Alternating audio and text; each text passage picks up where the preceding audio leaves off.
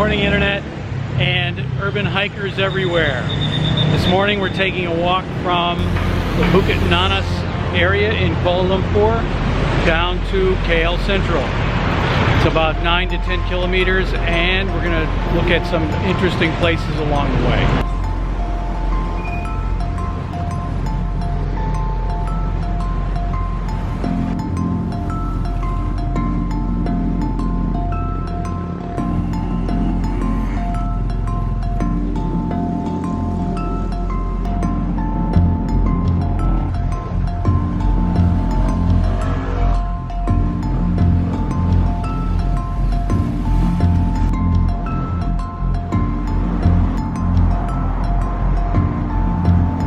I've been down the road to the left millions of times, and it's just as noisy as any other road in KL with a lot of traffic, but I have never yet followed this road to the right, which takes us up around the Bukit Nanas area. So we're going to follow the road to the right today and see where it goes. This is a two-lane road that we're following, which is always a good sign, which means, at least in my experience, that it doesn't get a whole lot of traffic. What I'm walking on here isn't actually a sidewalk. These little squares cover the sewer system. So this is actually the top of a drainage system for the street. I'm going to head on this road to the right, this two-lane road, just bear right, and continue finding out where it goes.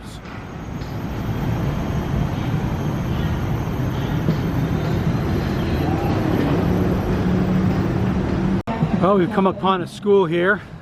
It's hard to really get closer to see what's going on because there's a big ditch between the road and the beginning of the school field. But it looks like they're having some kind of field day, or maybe it's just the beginning of their school day. This is the St. John's Institution, I believe. The real danger with roads like this is that you'll follow them for a while and then find out that they dead end somewhere. They don't really go anywhere. So you end up turning around and retracing your steps back to where you started. So hopefully that won't happen on this road, but there does seem to be some traffic, so it must mean that the cars are coming from or going somewhere. Off to our right is what Kuala Lumpur calls its jungle, the Bukit Nanas jungle. There's nothing along the side of the road on this side except trees and whatever is in the jungle. Lucky for me, this road does not dead end. It opens up onto another road.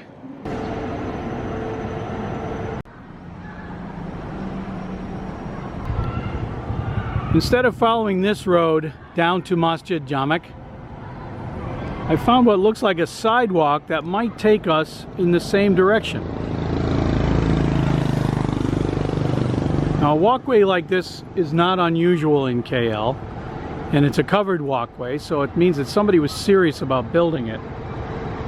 So we're going to follow this and see where it goes.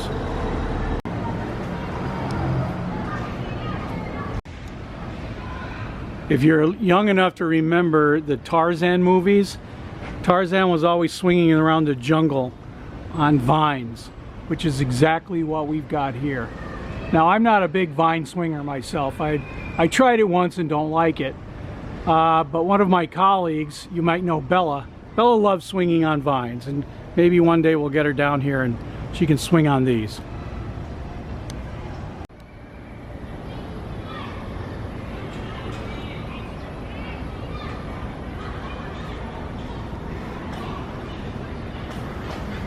So the sidewalk doesn't end, but it does turn into a set of steps.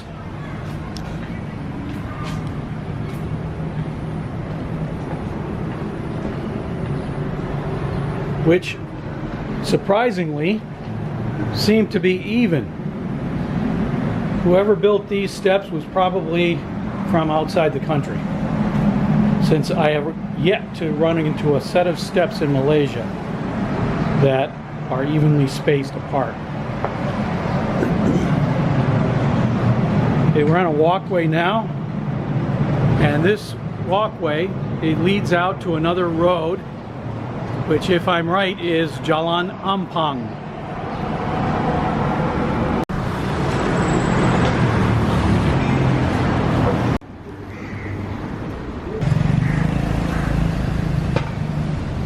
And I was right.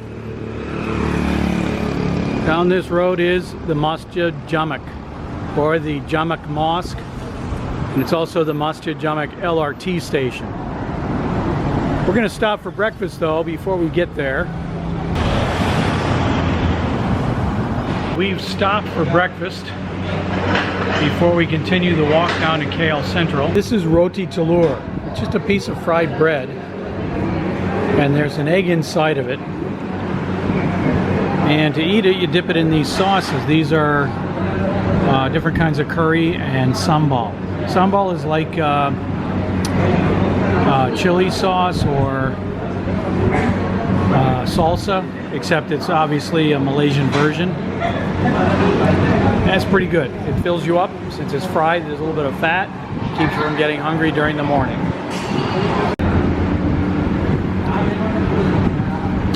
Okay, this one up here is some kind of sambal sauce. It's very spicy.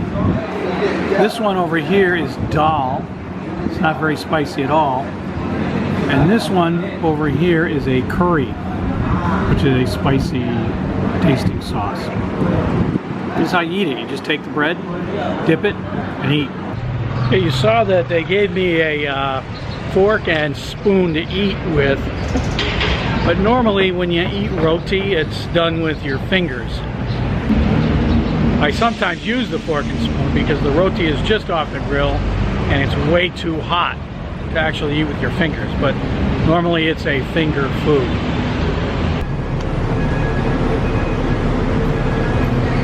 Okay, we're crossing the street now to get...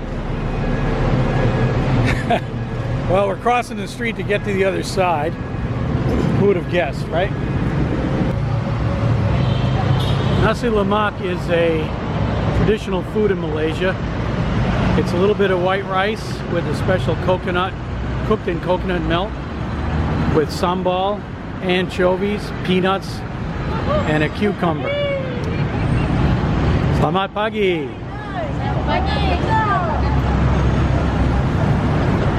As you can see that motorbikes are a popular form of travel here in KL.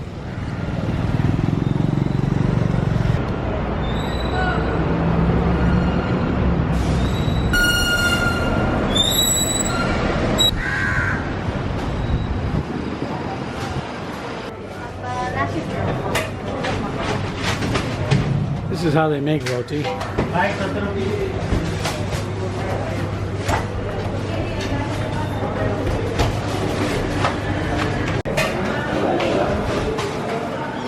This is without a doubt my favorite place to get lunch food. You can see I've got a nice selection where you just sort of pick what you want. I usually get some rice, morning,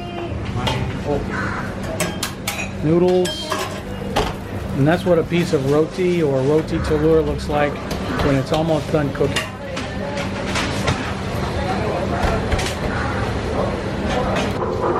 Okay, we've left Dataran Merdeka area and we're now in the Pasar Seni area, just on the outskirts of Chinatown.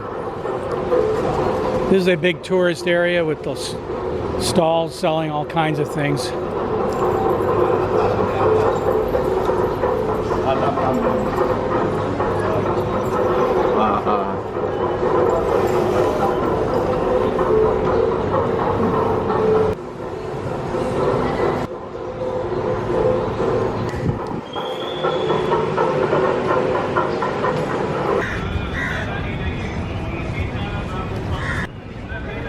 If you live in North America, you've probably never seen this before. It looks like a strawberry, but it's called a rambutan. Rambut, of course, is the Malay word for hair. And it looks like a strawberry that's hairy. To open it, you twist it apart, skin tears, and inside is something that looks like a lychee, but which is actually much sweeter. You could probably eat 1,000,000 of these in one sitting if you had enough. They're delicious. A lot of the walking we do around KL is done in tourist areas where there's a lot of people walking. Where we're heading now, though, is the walkway from Pasar Seni to KL Sentral, which is not an obvious one. It's not well traveled. Most people don't walk between the two areas. They take the LRT or a car or something like that. But the walk is there. It's a nice walk. It's not too crowded. It's certainly quiet, but it's not well traveled. All throughout the city you see stanchions like this placed at the end of sidewalks. And you probably think that this is the worst thing you can do on a sidewalk that actually has a lot of people on it. But its main purpose is to keep motorcycles off the sidewalk. This is the end of the Kuala Lumpur station. This is where all the commuter rail lines come in. And you can see down here the sign that marks Kuala Lumpur. This is not the main station. We're walking to the main station, which is now called KL Sentral.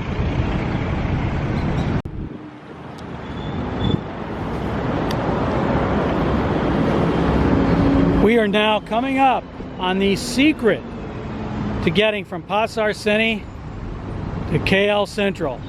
And this is it. This stairway.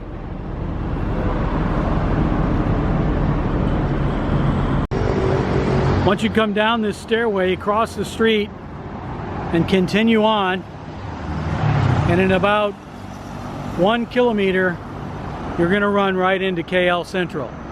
And when we get there, we're going to take the monorail back to where we started.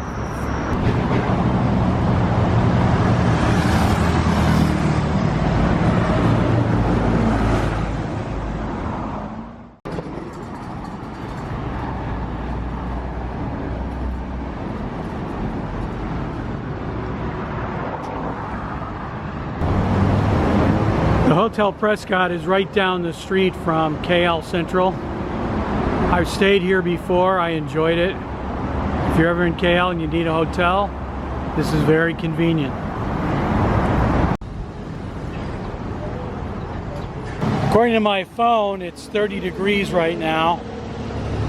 High humidity, and I'm starting to feel it. So I'll be glad when we get on the monorail and head back. All right, we're in what's known as the Brickfields area in KL. Right across the street is Kuala Lumpur Central Station, and this is also known as Little India.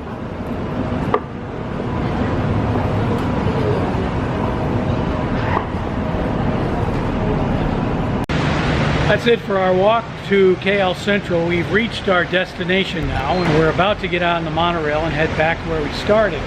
But anyway, I hope you enjoyed the walk. If you did, make sure to subscribe. Thanks for watching.